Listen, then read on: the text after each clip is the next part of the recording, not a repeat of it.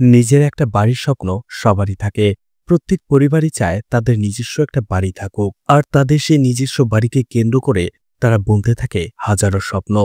কিন্তু প্রত্যেক পরিবারই কি খুব সহজে তাদের সেই স্বপ্নের বাড়িটা পেয়ে যায়? অনেক সময় এমনও হয় একটা পরিবারের তাদের স্বপ্ন পূরণের জন্য অনেক ত্যাগ তিতিক্ষা করতে হয়। একটা পরিবার যে তাদের একটা স্বপ্ন পূরণের জন্য তারা নিজেদের মধ্যে কতটা ত্যাগ স্বীকার করতে পারে, এই মুভিটা না দেখলে সেটা হয়তো বুঝতেই পারবেন না। আজকে এমন একটা মুভির গল্প বলবো যেটা আপনাকে অনেক কিছু শেখাবে। আর আজকের গল্পটা শুধু মুভি নয়, এটা আমাদের সমাজের বাস্তব চিত্র। তাই সবারই মুভিটা একবার হলেও দেখা উচিত। তাই পুরো মুভিটা দেখার অনুরোধ রইল। তো আজ এমনই অসাধারণ একটি ইমোশনাল ড্রামা মুভি এক্সপ্লেন করতে যাচ্ছি, যার নাম 3BHK। মুভির শুরুতে বাসুদেবের ছোট্ট মিডল ক্লাস একটা পরিবারকে দেখানো হয়, যেখানে তার স্ত্রী শান্তি, তার ছেলে প্রভু এবং তার ছোট মেয়ে আরতি ছিল। বাসু এবং তার পরিবার আজকে নতুন একটি ভাড়া বাড়িতে এসেছে। তারা ভাড়া থাকে। আগের বাড়িটি ছেড়ে আজকেই তারা এই বাড়িতে উঠেছে। প্রভু পুরো বাড়িটা দেখার পরে বাসুদেবকে বলে, বাবা, এই বাড়িটা তো আগের থেকে আরো বেশি ছোট। বাসুদেব বলে, কিন্তু আগের বাড়ি থেকে এই বাড়ির ভাড়া 500 টাকা কম, আর আমাদের বাজেটের মধ্যে এটাই পেয়েছি। আর এছাড়া এই বাড়ি থেকে পাশেই তোমার স্কুল, অসুবিধা কি? তারপরও প্রভুর তেমন একটা বাড়িটা ভালো লাগে না। তার ছোট বোন আরতি তার কাছে আসে আর বলে, ভুলে যেও না, আমাদের একটা স্বপ্ন রয়েছে, আর আমাদের বাজেট বাঁচানোর জন্যই তুমি প্রাইভেট স্কুলে পড়ো বলে আমি নিজেকে স্যাক্রিফাইস করছি। আমি গভর্নমেন্ট স্কুলে পড়ছি। আসলে বাসুদেব আর শান্তি মনে করে প্রভু যদি ভালো স্কুলে পড়ে ভালো একটা চাকরি পায়, তাহলে তাদের স্বপ্নটা খুব তাড়াতাড়ি পূরণ হয়ে যাবে। আর এই জন্যই বাসুদেবের পেছনে তারা বেশি টাকা খরচ করে তাকে প্রাইভেট স্কুলে পড়ানো হয়। এদিকে শান্তিকে দেখানো হয় বাসুদেব তাকে যেখানে যেভাবেই রাখুক না কেন, কখনো কোথাও কোনো কিছু নিয়ে অভিযোগ করেনি। একবারও বলেনি যে এই বাড়িটা তার পছন্দ হয়নি। বাসুদেব শান্তিকে জিজ্ঞেস করে, এই রান্নাঘরটা কি ঠিক আছে? এটা তো আগের বাড়ির থেকেও ছোট। শান্তি হাসি মুখে বলে, হ্যাঁ ঠিক আছে। অর্থাৎ শান্তিকে যেখানে নিয়ে যাওয়া হোক না কেন, সব পরিস্থিতিতেই সে বাসুদেবের পাশে থাকে এবং নিজেকে মানিয়ে নেয়। এদিকে আরতি তার বাবাকে বলে, বাবা, ভবিষ্যতে যখন আমাদের নিজেদের একটা বাড়ি হবে, সেখানে 3টে বেডরুম হবে, একটা তোমার আর মার, একটা আমার, আর একটা ভাইয়ার। ঠিক তখনই সেই বাড়ির বাড়িওয়ালা সেখানে চলে আসে আর বাসুদেবকে বলে, আরে মশাই, আপনি তো বলেছিলেন আপনার ছোট ছোট 2টি বাচ্চা, আর এখানে তো এরা বড় বড়। বাসুদেব বলে, স্যার, আমি এমন কোথাও বলিনি। আসলে আমার ছেলে 12-এ পড়ে আর আমার মেয়ে ক্লাস 9-এ। লোকটা কখন বলে, তার মানে কি আমি মিথ্যে বলছি, আমি ভুল শুনেছি? এটা বলে সে বিভিন্ন কথা শোনাতে থাকে বাসুদেবকে। বাসুদেব সরি বলে। অবশেষে লোকটা সেখানে বাড়িতে থাকার কিছু রুলস আর রেগুলেশন বলে সেখান থেকে চলে আসে। লোকটা যাওয়ার পরে প্রভু একটু রেগে যায় আর তার বাবাকে বলে, বাবা, কতদিন এভাবে মানুষের কথা শুনবো? আমি যখন ছোট ছিলাম তখন থেকে শুনছি আমাদের একটা বাড়ি হবে আর আমাদের ভবিষ্যৎ ভালো হবে, কিন্তু কবে হবে সেটা? তখন বাসুদেব একটু রেগে যায় আর বলে, তুমি ছোট, তুমি এইসব কিছু বুঝবে না, তুমি বরং তোমার পড়ালেখায় মন দাও। বাড়ি কিনতে টাকা লাগে, তুমি কি জানো তোমার স্কুলের ফি কত? প্রভু কিছুই বলে না। এর কিছুক্ষণ পরে প্রভু এসে তার বাবাকে সরি বলে। বাসুদেব বলে, ঠিক আছে, আমি বুঝতে পেরেছি তোমার বিষয়টা।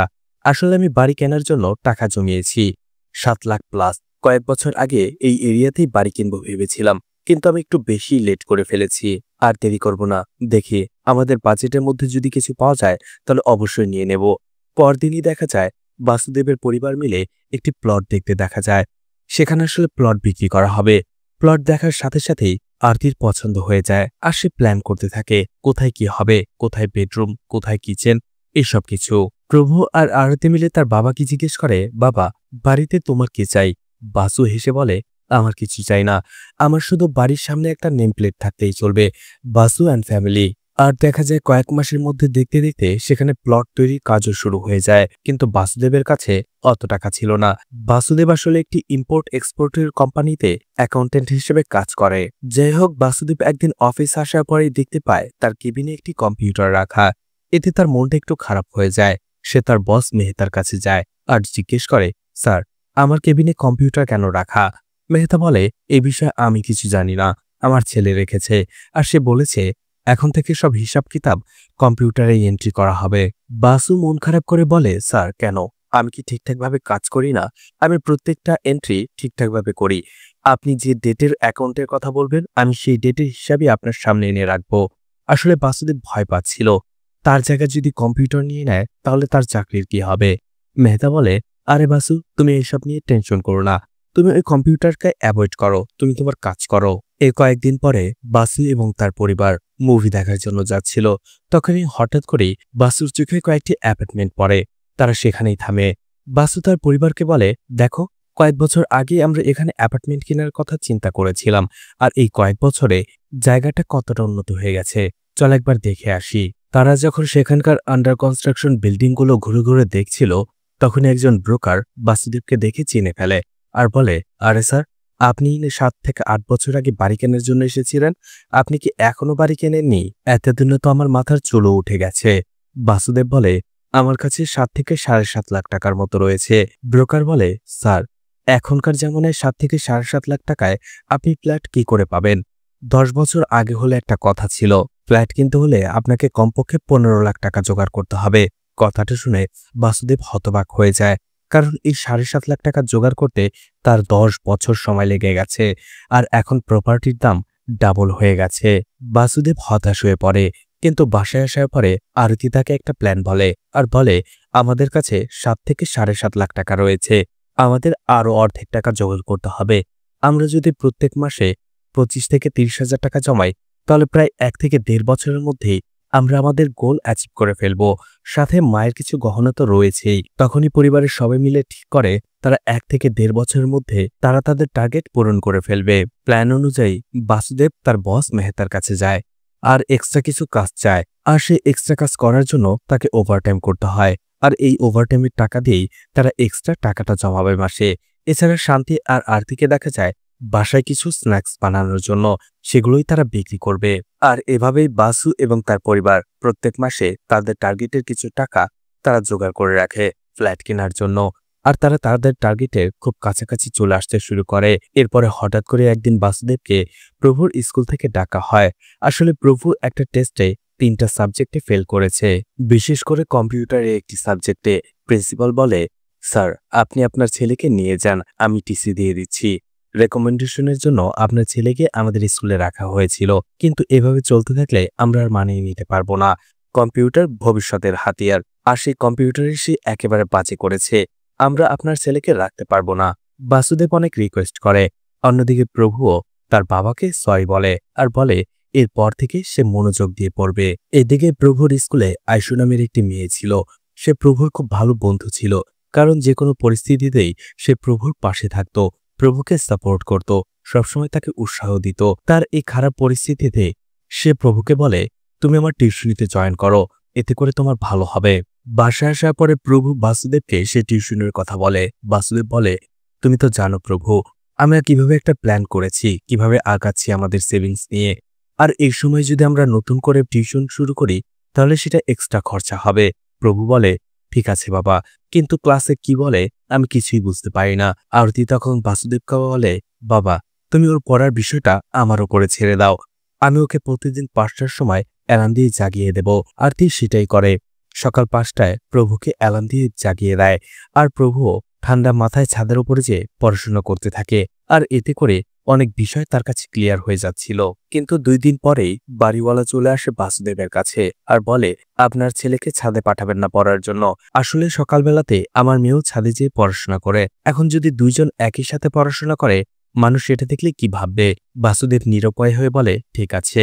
বাসুদেব বুঝতে পারে প্রভুর ভালো রেজাল্ট করতে হলে টিউশনটা দরকার, আর এই জন্য সে প্রভুর কাছে আসে আর বলে, তুমি টিউশনে যেও, আমরা না হয় আমাদের সেভিংস থেকে একটু অ্যাডজাস্ট করে নেব। পরদিনই দেখা যায় প্রভু আশুর সেই টিউশনটাতে চলে আসে আর সেখানে মনোযোগ দিয়ে পড়তে শুরু করে। দেখা যায় পরবর্তী টেস্টে প্রভু ভালো রেজাল্টও করে, সে ইমপ্রুভ করছে। অন্যদিকে আয়শু তাকে অনেক সাহায্য করে। একদিন প্রভু আয়শুকে বলে, চলো কলেজে আমরা একই সাথে ভর্তি হই। কিন্তু আয়শু বলে, আমি তো তোমার সাথে ভর্তি হতে পারবো না, কারণ আমি ফ্যাশন ডিজাইনিং করতে চাই। এতে প্রভুর মনটা খারাপ হয়ে যায়। প্রভু বলে, স্কুলে তুমি আমার সাথে ছিলে, আমাকে সাহায্য করেছো, এই জন্য আমি ম্যানেজ করতে পেরেছি, কিন্তু কলেজে যে একা একা কিভাবে কি করব বুঝতে পারছি না। প্রভু আয়শুকে বলে, চলো আমরা আইসক্রিম খাই।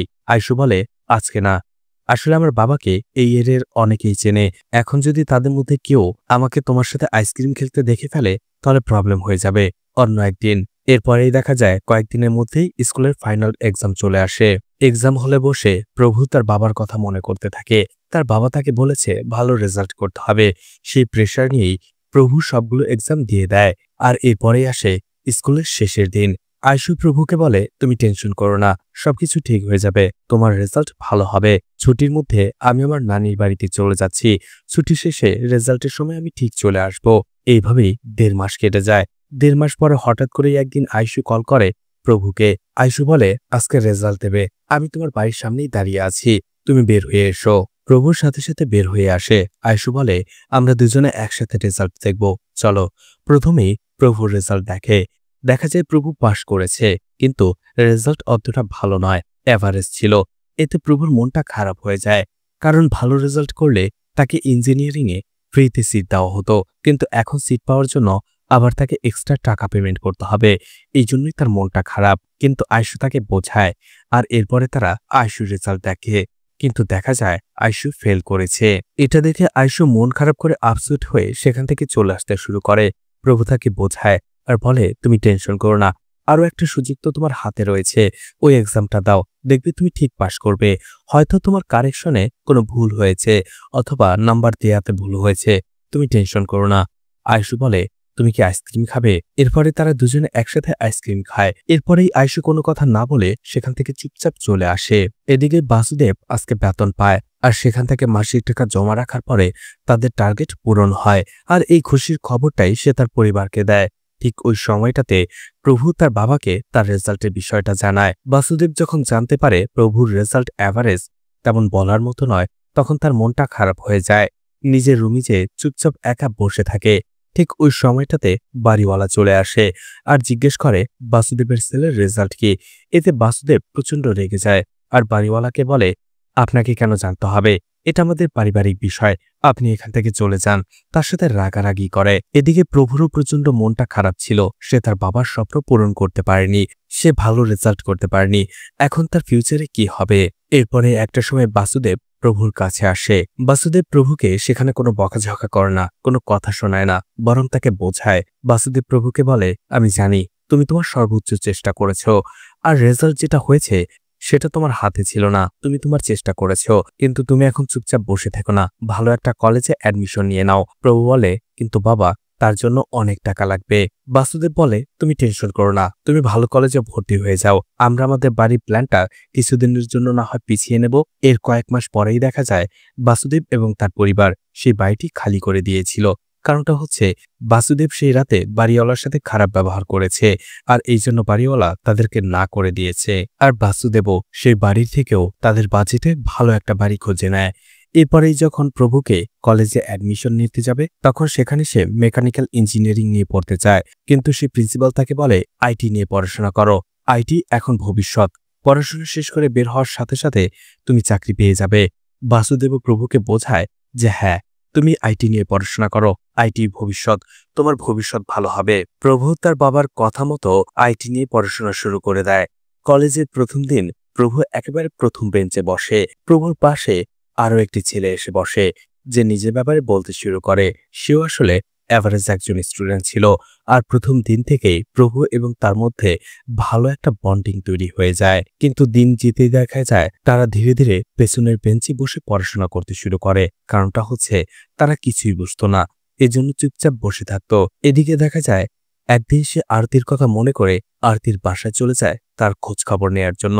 কিন্তু প্রভু সেখানে যাওয়ার পরে দেখতে পায় আরতি বা তার পরিবার কেউ সেখানে নেই, তারা বাসা খালি করে অনেক আগেই চলে গেছে। প্রভু যখন আশেপাশে জিজ্ঞাসাও করে, তখন কেউ আরতি এবং তার পরিবার কোথায় গেছে সেটা বলতে পারে না। এদিকে দেখতে দেখতে আরতির বোর্ড এক্সামের রেজাল্ট দিয়ে দেয়, আর আরতি খুব ভালো রেজাল্ট করে, 93% মার্কস পায়। আর এতে করে পরিবারের সবাই খুব খুশি হয়। বাসুদেব ভাবে এবার সে আরতিকে প্রাইভেট কলেজে পড়াবে, কিন্তু আরতি বলে না, ইন্টারও সে গভর্নমেন্ট কলেজেই পড়বে। সে পরিবারকে বলে পরিবারের এমনিতেই অনেক খরচা, তার মধ্যে প্রাইভেট কলেজে পড়লে এক্সট্রা খরচা হয়ে যাবে, আর এই জন্যই সে সরকারি কলেজেই পড়বে। এদিকে বাসু একদিন তার বস মেহতার কাছে আসে আর 5 লাখ টাকা ধার চায়। বাসুদেব আসলে কখনো কারো কাছ থেকে টাকা ধার চায়নি, তাই তার বস সেই টাকাটা তাকে দিয়ে দেয়। এদিকে প্রভুর ফার্স্ট সেমিস্টারের রেজাল্ট দিয়ে দেয়। দেখা যায় প্রভু এক সাবজেক্টে ফেল করেছে। এতে করে প্রভু অনেক হতাশ হয়। সে তার বন্ধুকে বলে, সে আসলে তার বাবার টাকা নষ্ট করছে। সে আর কলেজে পড়াশোনা করবে না, কলেজটা এখানেই ড্রপ করে দেবে, নিজে থেকে কোনো একটা কাজ করবে, কারণ এভাবে সে তার বাবার টাকা ধ্বংস করাটা দেখতে পারছে না।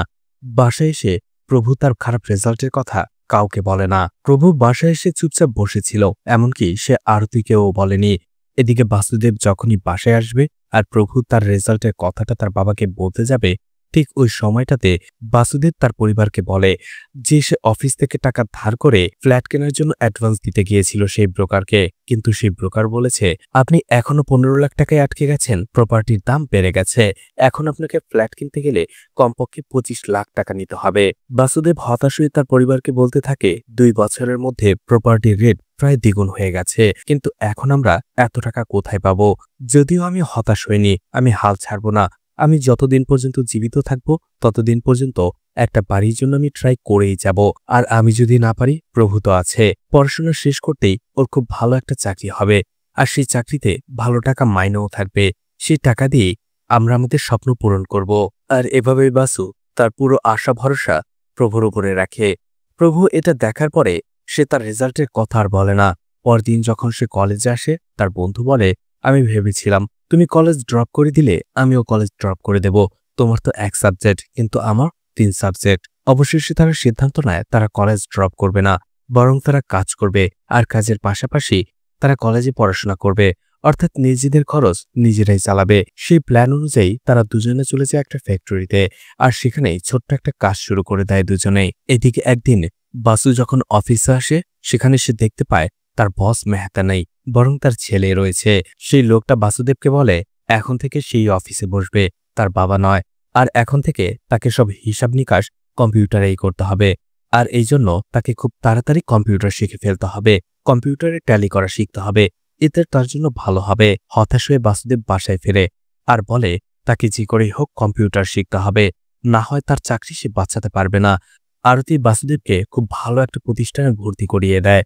বাসুদেব সেখান থেকে খুব তাড়াতাড়ি ট্যালিটা শিখে নেয় কম্পিউটারে, আর এতে করে অবশেষে তার চাকরিটা সেফ থাকে। এর কয়েকদিন পরেই বাসু তার ছেলে প্রভুকে সাইডে ডেকে নিয়ে যায় তার সাথে কথা বলার জন্য। বাসু প্রভুকে বলে তুমি কি কোনো ফ্যাক্টরিতে কাজ শুরু করে দিয়েছ? প্রভু প্রথমে স্বীকার করতে না চাইলেও পরে স্বীকার করে। বাসুদেব বলে আসলে ফ্যাক্টরির স্মেলটা কেমন হয় সেটা আমি জানি, আমিও পড়াশোনার পাশাপাশি ফ্যাক্টরিতে কাজ করতাম। প্রভু বলে আসলে বাবা ছোটখাটো ফি রয়েছে, সেগুলো দেওয়ার জন্যই আমি এই কাজটা শুরু করেছি। বাসু বলে আমিও যখন কাজ শুরু করেছিলাম তখন আমার ছোট ভাই আর বোনরা খুব ছোট ছিল, তাদের দেখাশোনা করার জন্যই আমি ফ্যাক্টরিতে কাজ করতাম, কিন্তু তারা একটা সময় ভালো করে পড়াশোনা করে এখন তারা ওয়েল সেটেল হয়েছে, আর আমি এই জায়গাতেই পড়ে রয়েছি। তাই আমি তোমাকে বলবো অন্য কোনো দিকে মন না দিয়ে তুমি পড়াশোনা করো, নিজেকে সেটেল করো, আমি তোমার পেছনে আছি, তুমি তোমার ভবিষ্যৎটা দেখো। প্রভু বুঝতে পারে। এর কয়েকদিন পরে বাসুদেব নিজেকে আরো একটু আপডেট করে নেয়। সে বাসায় একটা কম্পিউটার কিনে বাসা বসে বসে অফিসের কাজগুলো করতে থাকে। কিন্তু হঠাৎ করে একদিন বাসুদেব অসুস্থ হয়ে পড়ে, তাকে তাড়াতাড়ি হসপিটাল অ্যাডমিট করা হয়। ডক্টরটা ট্রিটমেন্ট করার পরে বুঝতে পারে আসলে তার হার্ট অ্যাটাক হয়েছে, হার্টে ব্লক ছিল। এটা শুনে তার পরিবার ভেঙে পড়ে। ডক্টর বলে এখনই তার একটা অপারেশন করতে হবে। ডাক্তার সাথে সাথে অপারেশন করে ফেলে, আর দেখা যায় বাসুদেবও ধীরে ধীরে সুস্থ হয়ে ওঠে। জ্ঞান ফেরার পরে বাসুদেব প্রভুকে বলে আমার অপারেশন করতে অনেক টাকা খরচ হয়ে গেল, তাই না? প্রভু বলে আরে বাবা তুমি এগুলো কি বলছো, তোমার জীবন বেঁচে গেছে এটাই অনেক, আমাদের আর কিছু চাই না। কিন্তু বাসুদেব নিজের মনকে বোঝাতে পারে না, তার তিলে তিলে জমানো সব টাকাগুলো তার অপারেশনে শেষ হয়ে গেছে। এখন সে বাড়ি কি করে কিনবে? তার বাড়ি কেনার স্বপ্নটা যেন অধরাই রয়ে গেল। এখন তাকে আবারও শূন্য থেকে শুরু করতে হবে। যাই হোক, বাসু সুস্থ হয়ে ধীরে ধীরে আবারও কাজ শুরু করে দেয়। এর কয়েকদিন পরেই দেখা যায় বাসুদেবের সেই বস মেহতা মারা যায়। এতে করে বাসু আরো বেশি ভেঙে পড়ে, কারণ এই চাকরি জীবনে বাসুদেবের বস মেহতা তাকে অনেক সাহায্য করেছে। সে তার একজন গার্ডিয়ান হারিয়ে ফেলল। এরপরেই দেখা যায় বাসুদেব তার ভাইয়ের কাছে আসে, ছোট ভাই, আর বলে তাকে টাকা ধার দেওয়ার জন্য সে একটি ফ্ল্যাট কিনবে, আর সেই টাকাটা সে ধীরে ধীরে পরিশোধ করে দেবে। কিন্তু বাসুদেবের ছোট ভাই বলে যেদিন প্রভু চাকরির অ্যাপয়েন্টমেন্ট লেটার হাতে পাবে সেদিন সে তাকে টাকা ধার দেবে। অর্থাৎ সে বাসুদেবের উপর ভরসা করতে পারছে না, কারণ তার বয়স হয়ে গেছে, কবে কি হয়ে যায় বলা যায় না। আর এই জন্যই যেদিন প্রভু চাকরি পাবে সেদিনই সে তাকে টাকা ধার দেবে, যাতে করে সে তার টাকাটা ঠিকঠাকভাবে ফেরত পায়। বাসুদেব যখন এই কথাটা তার পরিবারকে জানায়, তারা সবাই অবাক হয়ে যায়, কারণ এই ছোট ভাইকেই বাসুদেব ছোট থেকে অনেক কষ্টে লালন পালন করেছে, পড়াশোনা করিয়েছে, আর আজকে তারাই বিপদের সময় বাসুদেবের পাশে দাঁড়ায়নি। এদিকে কয়েকদিন পরেই প্রভুর পড়াশোনা শেষ হয়ে যায়, আর পড়াশোনা শেষে ক্যাম্পাসেই চাকরির ইন্টারভিউ হতে থাকে। বিভিন্ন কোম্পানি ইন্টারভিউ নেয়, কিন্তু কোথাও প্রভু টেকে না, প্রত্যেকবারই সে রিজেক্ট হয়ে যায়। এরপরেই দেখা যায় প্রভু এবং তার বন্ধু ধীরাজ প্রত্যেকটা কোম্পানিতেই তারা ইন্টারভিউ দিতে থাকে, কিন্তু সব জায়গাতেই তাদেরকে রিজেক্ট করা হয়। অবশেষে একটা কোম্পানিতে অনেকগুলো ইন্টারভিউ দিয়ে তারা ফাইনাল স্টেজে আসে। ফাইনাল ইন্টারভিউতে প্রভুকে কিছু প্রশ্ন করা হয়, প্রভু সেটার উত্তর দেয়, কিন্তু সেই লোকটা প্রভুকে বলে সোজাসুজি ভাষায় তাকে বুঝিয়ে বলার জন্য, কিন্তু প্রভু সেটা বোঝাতে পারে না। সেই লোকটা বলে ঠিক আছে, আপনাকে আমরা পরে ডাকবো। প্রভু তাকে সরাসরি জিজ্ঞেস করে, আপনারা কি আমাকে রিজেক্ট করেছেন, কারণ কি? সেই লোকটা বলে, আসলে আপনি যা পড়েছেন সেটাই মুখস্থর মতো আমাদের সামনে এসে বলে দিয়েছেন, আপনি বিষয়টাই বোঝেননি, আর আমরা ক্রিয়েটিভ মানুষ চাই, কিন্তু আপনার ভেতরে ক্রিয়েটিভিটি নেই। এছাড়া আমাদের কোম্পানি ইতিমধ্যে একটা লোককে এই বিষয়ে হায়ার করে ফেলেছে, সিলেক্ট করে ফেলেছে। আর এটা বলেই তারা ধীরজকে দেখিয়ে দেয়, অর্থাৎ এই ইন্টারভিউতে প্রভুর বন্ধু ধীরজ সিলেক্ট হয়ে গেছে, অর্থাৎ ধীরাজের চাকরিটা হয়ে গেছে। এটা শোনার পরে প্রভু অনেক খুশি হয়। কয়েকদিনের ইন্টারভিউ দেওয়ার পরে প্রভু অবশেষে বাড়ি ফেরে। সে দেখতে পায় তারা যে বাড়িটাতে ভাড়া রয়েছে সেই পুরো বাড়িটা পানিতে ভরে গেছে। তার পুরো পরিবার তাদের জিনিসপত্রগুলো রক্ষা করার জন্য এদিক সেদিক ছুটোছুটি করছে। আসলে কয়েকদিনের টানা বৃষ্টিতে ঘরের ভেতরে পানি ঢুকে গেছে। যাই হোক, প্রভু সেখানে এসে তার পরিবারকে জানিয়ে দেয় তার ইন্টারভিউ ভালো হয়নি, তাকে রিজেক্ট করে দিয়েছে, তার চাকরিটা হবে না। এতে বাসুদেবের মন খারাপ হয়ে যায়। সে বুঝতে পারে তার বাড়ি কেনাটা এখন আর হবে না। এভাবেই দেখতে দেখতে দিন চলে যায়। 2011 সাল চলে আসে। দেখা যায় তারা সেই বাড়িটা ছেড়ে দিয়ে তার থেকে একটি ভালো বাড়িতে উঠে এসেছে। অন্যদিকে বাসুদেবকে চাকরি থেকে ছাঁটাই করে দেওয়া হয়। তার পরিবর্তে মডার্ন একটি মেয়েকে রাখা হয়, যে মডার্ন সবকিছুর সাথে নিজেকে মানিয়ে নিতে পারে। এদিকে দেখা যায় এখনো প্রভু চাকরি জোটাতে পারেনি। সেই ইন্টারভিউ দিয়েই যাচ্ছে, তাকে রিজেক্ট করেই যাচ্ছে।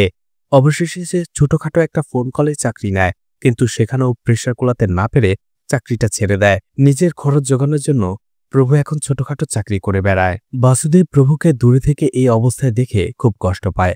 আসলে সেই দিন যখন প্রভু ইন্টারভিউতে ফেল হয়ে গিয়েছিল, সেই দিনের পর থেকে বাসুদেব এখন পর্যন্ত তার সাথে কথা বলেনি। সে তার সাথে একটু রেগে ছিল, কারণ সে তার স্বপ্ন পূরণ করতে পারেনি। কিন্তু তারপরও বাসুদেব প্রভুর জন্য থেমে থাকেনি। সে তার জন্য ভেবেছে, সে আরতির মাধ্যমে, তার মায়ের মাধ্যমে প্রভুকে বুঝিয়েছে যে তার সরকারি পরীক্ষার জন্য প্রিপারেশন নেওয়া দরকার। প্রভু সেটাই করে। আর অবশেষে প্রিপারেশন নেওয়ার পরে পরের বছর সে পরীক্ষাও দেয়, কিন্তু রেজাল্টের সময় দেখা যায় প্রভু আবারও ফেল করেছে। এতে সে প্রচন্ড রেগে যায়, কেন সে বারবারই ফেল হচ্ছে, কেন তার কোথাও চাকরি হচ্ছে না। পুরো পরিবার প্রভুকে বোঝায় এবং তাকে আবারও প্রিপারেশন নিতে বলে। আর অবশেষে বাসুদেব প্রভুর সাথে কথা বলে। বাসুদেব বলে, ছোটখাটো কাজ করে তুমি আমার মতো হও না, তুমি ভালোভাবে প্রিপারেশন নাও, বড় চাকরি পাবে। ঠিক তখনই প্রভুর সেই বন্ধু ধীরাজ তাকে কল করে আর বলে, কিছুদিন পরেই আমাদের কোম্পানিতে লোক নেওয়ার জন্য ইন্টারভিউ ছাড়া হবে, তুমি সেই ইন্টারভিউতে অ্যাটেন্ড করো, বাকিটা আমি দেখে নেব। কথাটা শুনে অনেক খুশি হয় প্রভু। সে বলে, আমি অবশ্যই সেই ইন্টারভিউতে অ্যাটেন্ড করব। কয়েকদিন পরেই দেখা যায় প্রভু ঠিকঠাক হয়ে একেবারে রেডি হয়ে সেই ইন্টারভিউতে চলে যায় ইন্টারভিউ দেওয়ার জন্য। সেই ইন্টারভিউতে প্রভুকে অনেক সমস্যার সম্মুখীন হতে হয়, কিন্তু তারপরেও ধীরাজ এবং প্রভুর দৃঢ় মনোবলের মাধ্যমে অবশেষে প্রভু সেই কোম্পানিতে চাকরিটা পেয়ে যায়। চাকরি পাওয়াতে প্রভুর পরিবার অনেক খুশি হয়, বিশেষ করে বাসুদেব, কারণ অবশেষে প্রভু তার স্বপ্ন পূরণ করতে পেরেছে। হয়তোবা এখন তাদের একটা নিজেদের বাড়ি হবে। এভাবে দিন কেটে যায়, 5 বছর কেটে যায়। প্রভু আর ধীরাজকে দেখা যায় তারা সেই কোম্পানি ছেড়ে অন্য একটি কোম্পানিতে জয়েন হয়েছে, ভালো স্যালারি পেয়ে। এদিকে আরতিও চাকরি পেয়ে যায়। এরপরেই দেখা যায় বাসুদেব এবং শান্তির ম্যারেজ অ্যানিভার্সারিতে প্রভু এবং আরতি তাদের বড় একটা হোটেলে নিয়ে যায় সেলিব্রেশন করার জন্য। এতে তারা অনেক খুশি হয়ে যায়। সেখানে প্রভু এবং আরতি তাদের আরো একটা সারপ্রাইজ দেয়, সেটা হচ্ছে তাদের হোম লোনটা পাশ হয়ে গেছে, অর্থাৎ এখন তারা সেই লোনের টাকা দিয়ে নিজেদের একটা বাড়ি করতে পারবে। এতে বাসুদেব এবং শান্তি অনেক খুশি হয়। বাসুদেব ভাবে তার ছেলেমেয়েরা তার স্বপ্ন পূরণ করেছে। তারা ভালো ফ্ল্যাট দেখতে শুরু করে আর তাদের ফ্ল্যাট দেখায় ইয়োগী বাবু। আর এভাবে তারা তাদের বাজেটের মধ্যে ফ্ল্যাট খুঁজতে শুরু করে। এদিকে বাসুদেবের ছোট ভাই আরতির জন্য বিয়ের কথা নিয়ে তাদের বাড়িতে আসে। আসলে খুব ভালো একটা পরিবার থেকে আরতিকে পছন্দ করেছে। বিয়েটা হলে আরতির অনেক ভালো হবে, কিন্তু আরতি বলে সে এই বিয়ে করবে না, সে এখন চাকরি করছে। কিন্তু বাসুদেবের ছোট ভাই যাওয়ার সময় বাসুদেবকে বোঝায় যে পরিবারটা অনেক ভালো, যদি আরতির সেখানে বিয়ে হয় তাহলে তার লাইফটা সেটেল হয়ে যাবে। আরতির কথা ভেবে বাসুদেব বিয়েতে রাজি হয়ে যায়। কয়েকদিন পরেই ছেলেপক্ষ আরতিকে দেখতে আসে। দেখা যায় সেখানে আরতিরও ছেলেকে ভালো লেগে যায়। অন্যদিকে ছেলেপক্ষ তেমন কোনো যৌতুকের টাকাই দাবি করে না, শুধু তারা বলে বিয়ের অনুষ্ঠানটা করতে পারলেই হবে। প্রভু যখন সেই বিয়ের অনুষ্ঠানের খরচের হিসাব নিকাশ করে, দেখা যায় সেটার জন্য কমপক্ষে 20 থেকে 25 লাখ টাকা লাগবে। এটা শুনে সবার মুখটাই মলিন হয়ে যায়। বাসুদেব আর শান্তি প্রভুকে বলে, ঠিক আছে, তুমি হোম লোনটা আপাতত ড্রপ করে দাও, আরতির বিয়েটা হয়ে যাক, তারপরে আমরা হোম লোনের ব্যবস্থা আবার করে ফেলবো। প্রভু সেটাই করে। আরতির বিয়ে হয়ে যায়। এর কয়েকদিন পরে বাসুদেব আসে প্রভুর সাথে কথা বলার জন্য আর বলে তার বিয়ের কথা। প্রভু বলে, বাবা তুমি এখন কি বলছো, এত তাড়াতাড়ি আমি বিয়ে কেন করব? বাসুদেব বলে, তোমার বয়স 30 বছর হয়ে গেছে, আর কবে করবে? এছাড়া মেয়ে পক্ষ খুব ভালো পরিবার, মেয়ে পক্ষ তোমাকে পছন্দ করেছে। আসলে মেয়ের কয়েকবার এঙ্গেজমেন্ট হয়েও ভেঙে গেছে। মেয়ে একটু জেদি, তোমাকে একটু মানিয়ে নিতে হবে। মেয়ের বাবা ইনকাম ট্যাক্স অফিসার, আমার পরিচিত, তোমার লাইফ সেট হয়ে যাবে। এই সবকিছু শোনার পরে প্রভুর মা শান্তিও রাজি হয়ে যায়, আর অবশেষে প্রভুও রাজি হয়ে যায়। কয়েকদিন পরে বিয়ের কেনাকাটাও শুরু হয়ে যায়। মেয়ে যা বলে প্রভু শুধু মাথা নাড়ায়, চুপচাপ সবকিছু মেনে নেয়। এরপরেই দেখা যায় মেয়ের কেনাকাটার জন্য অন্য একটি কাউন্টারে আসে। ঠিক তখনই প্রভু হতবাক হয়ে যায়, কারণ সে সেখানে আয়শুকে দেখতে পায়, যে একজন সেলস গার্লস হিসেবে সেখানে কাজ করছিল। কয়েক সেকেন্ডের মধ্যে প্রভু আর আয়শু একে অপরকে হারিয়ে ফেলে। তারা একে অপরের দিকে শুধুমাত্র হা করে তাকিয়ে থাকে। ঠিক তখনই আয়শু বুঝতে পেরে যায় সেখানকার পরিবেশ দেখে যে প্রভুর বিয়ে ঠিক হয়েছে, তারা কেনাকাটা করতে আসছে। এই জন্য আয়শু তাকে আর কোনো কথাই জিজ্ঞেস করে না। প্রভু যখনই একটু সুযোগ পায় সে আয়শুর কাছে চলে আসে আয়শুর সাথে কথা বলার জন্য। প্রভু আয়শুকে জিজ্ঞেস করে, তুমি কেমন আছো? আয়শু কিছু বলার আগেই প্রভুর হবু স্ত্রী তাকে ডাকে, যার ফলে প্রভু বাধ্য হয়ে সেখান থেকে চলে আসে। আয়শুর সাথে তার তেমন কোনো কথাই হয় না। এরপরেই দেখা যায় তারা সবাই মিলে ফ্ল্যাট দেখতে আসে। আসলে এই বিয়েতে প্রভুকে সেই মেয়ে পক্ষ একটি ফ্ল্যাট যৌতুক হিসেবে দেবে, আর এতে বাসুদেব আর শান্তি অনেক খুশি ছিল, কারণ তারা ভাবছিল অবশেষে প্রভুর মাধ্যমে তাদের একটা ফ্ল্যাট হবে, নিজেদের বাড়ি হবে। যাই হোক, সবকিছু শেষ করার পরে রাতের বেলা প্রভু চলে আসে সেই মার্কেটে। সে আয়শুর জন্য দাঁড়িয়ে থাকে। আয়শু বের হওয়ার সাথে সাথে সে আয়শুর সাথে দেখা করে। প্রভু আয়শুকে বলে, তোমার যদি খুব বেশি গুরুত্বপূর্ণ কাজ না থাকে আমরা একটু হেঁটে হেঁটে যেতে পারি। প্রভু আর আয়শু হেঁটে হেঁটে যেতে শুরু করে। প্রভু তাকে জিজ্ঞেস করে, তুমি হঠাৎ করে এইভাবে উধাও হয়ে গেলে কেন? আমি তোমাকে খুঁজেছি, পাইনি। আয়শু তখন বলতে থাকে তার লাইফে আসলে কি হয়েছিল। সে যখন স্কুলে পড়াশোনা করত তখনই তার বাবা মদ খেয়ে তার মাকে মারধর করত। আর যখন 12-এর ফাইনাল এক্সাম হচ্ছিল তখনও আমার পরিবারে অনেক অশান্তি চলছিল। আমার বাবা আমার মাকে মেরে হসপিটালে পাঠিয়ে দিয়েছিল। অসুস্থ মাকে হসপিটালে দেখে হসপিটাল থেকে আমি রোজ পরীক্ষা দিতে যেতাম, আর এই জন্যই আমি ফেল করি। আর পরীক্ষা দেওয়ার পরপরই আমি নানি বাড়িতে চলে গিয়েছিলাম। এরপরে অনেকদিন পরে আমরা শহরে ফিরে আসি, আর সেদিন রেজাল্ট দেখার জন্যই আমি শুধুমাত্র চেন্নাইতে এসেছিলাম, তোমার সাথে দেখা করতে গিয়েছিলাম। এরপর আমি আবারও নানি বাড়িতে চলে গিয়েছিলাম। এর অনেক বছর পরে আমরা শহরে ফিরে আসি। প্রভু আয়শুর জন্য অজানা এক টান অনুভব করে। ঠিক তখনই তাদের পথ শেষ হয়ে যায়, অর্থাৎ আয়শু তার বাড়ি চলে আসে। আয়শু প্রভুকে বলে, আমি বাসায় চলে এসেছি, আর আমি জানি তোমার বিয়ে ঠিক হয়ে গেছে, হয়তো এখন অনেক কাজ বাকি আছে, তুমি বাসায় ফিরে যাও। দুজনেই দুজনের পথে যেতে শুরু করে, কিন্তু দুজনেই বুঝতে পারছিল যে তারা এখনো একে অপরকে কতটা ভালোবাসে। ঠিক ওই সময়টাতে ওই দিক দিয়ে একটা আইসক্রিমের গাড়ি যাচ্ছিল। আইসক্রিমের গাড়ির ঘন্টায় তারা দুজনেই দুজনের দিকে ফিরে তাকায় আর বুঝতে পারে তারা একে অপরকে ছাড়া বাঁচবে না। দুজনেই দুজনের কাছে ছুটে চলে আসে। প্রভু আয়শুকে বলে, তুমি কি আমাকে বিয়ে করবে? কোথায়, কিভাবে সেটা জিজ্ঞেস করো না, শুধু বলো বিয়ে করবে কিনা। আয়শু সব বাধা অতিক্রম করে বলে, হ্যাঁ, আমিও তোমাকে ভালোবাসি, আমিও তোমাকে বিয়ে করতে চাই। তারা একে অপরকে জড়িয়ে ধরে কাঁদতে থাকে, কারণ তারা বুঝতে পারছিল তাদের অনেক ঝড়ঝাপটা অতিক্রম করতে হবে। এরপরেই প্রভু আয়শুকে নিয়ে বাসায় চলে আসে আর তার বাবাকে বলে যে, বাবা, আমি এই বিয়েটা করতে পারবো না। সেখানে আরতিও ছিল। আরতিও প্রভুর মনের অবস্থাটা বুঝতে পারে আর এই জন্য সেও তাকে সাপোর্ট করে। আর অবশেষে সে বিয়েটা ভেঙে যায়। আর অবশেষে প্রভু আর আয়শু বিয়ে করে নেয়।